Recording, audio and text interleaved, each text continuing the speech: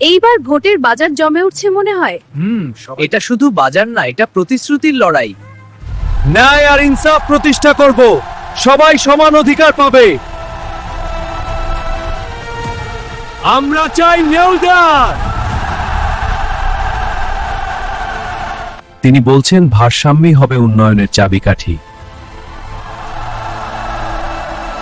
কৃষকের মুখে হাসি ফিরিয়ে দাও, উন্নয়নের ধারা। আমরা চাই আমাদের ফসলের ন্যায্য দাম। উন্নয়নের প্রতিশ্রুতি নিয়ে তিনিও মাঠে। শুধু কথা নয়, কাজ চাই।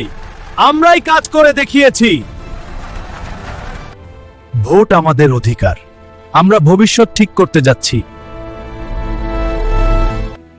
শেষ পর্যন্ত শক্তি জনগণের হাতেই। ভোটের বাজার শেষ হয়, কিন্তু সিদ্ধান্ত বদলে দেয় ভবিষ্যৎ।